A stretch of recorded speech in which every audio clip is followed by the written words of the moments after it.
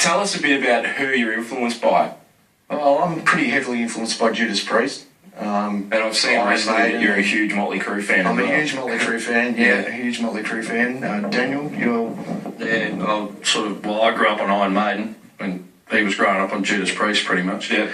I've gotten into a lot heavier sort of stuff and a lot of different stuff than he is. I'm fairly eclectic when it comes to the music.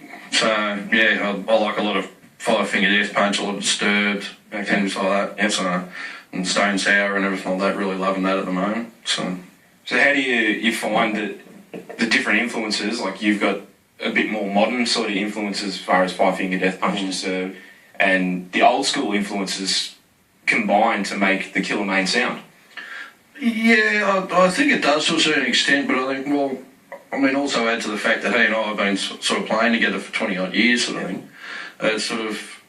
We tend to know, like we've written so much together that we sort of tend to have a feel for what we want to bring out. And also I don't think that, like our new guitarist Ant said when he first joined the band, he said, if it's not broke, don't fix it. Yep. You've got a good sound and everything like that, and if you try and change it too much, I think then people are just going to steer away from it.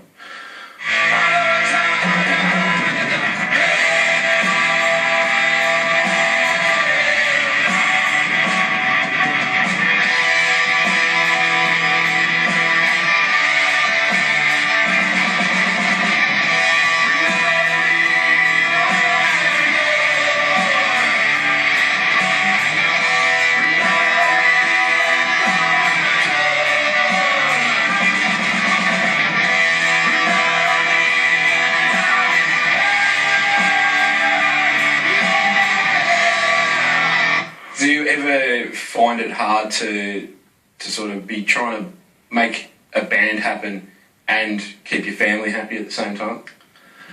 I haven't really found it hard, and I think it's been frustrating for my wife as well. She loves to come and support us, and quite often she'll do the photography and everything as well to help out. A lot of the wives and friends and that have always been happy to help out.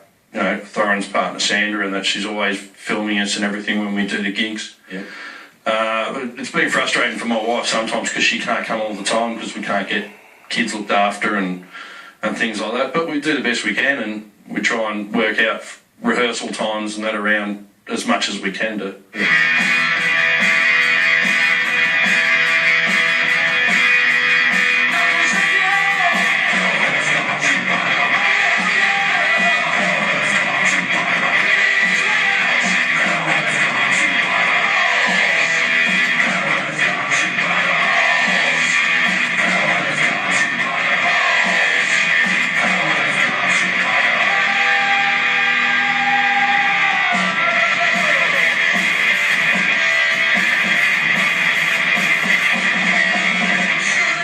Over the course of Killer Main's journey, how have you found that the music scene, particularly the Melbourne music scene, has changed?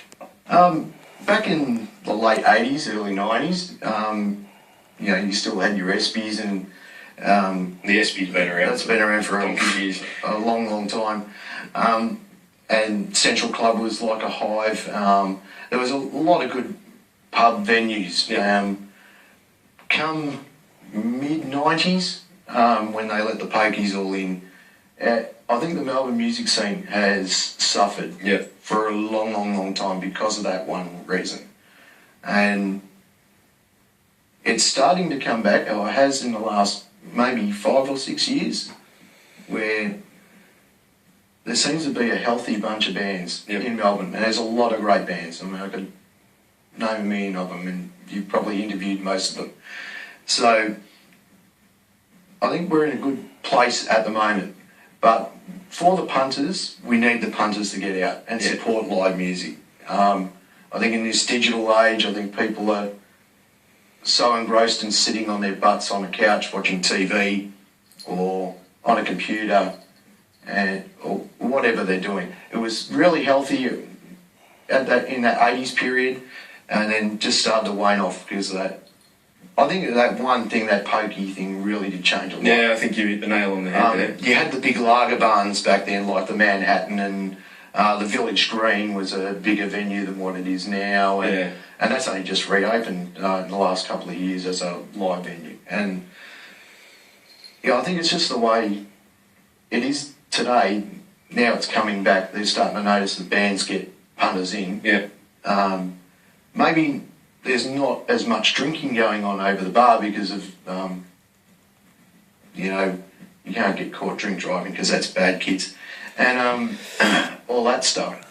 So I think pubs are a little bit wary about putting on shows and stuff like that because they aren't making the money anymore where it counted, which was over the bar. And but it's still healthy, and there's still a lot of good venues, even though some are dying. Some are opening up in other phases. The only way to save the venues is to go there. To turn up. And listen to great rock and metal, like. The Prague was a fantastic venue, but it was sort of a bit too far out of the way to actually get people to. Yeah, well, we've actually got a few friends that live over in like Coldstream and that sort of part of town, and they loved it. They went there all the time and everything like that. Like they'd still come over and support us over here. They didn't mind the travel, but it was a shame that it was such a good venue and that everyone loved to go there and see bands and everything like that, and just had to die because just the lack of just not enough people going in and not enough people supporting it. Which is a shame. I mean, it's a great live venue, and but I saw like the Poor Boys play there a week before their album release. Who Cares, in front of 20 people. 3 weeks later, they played the venue again, and it was packed out.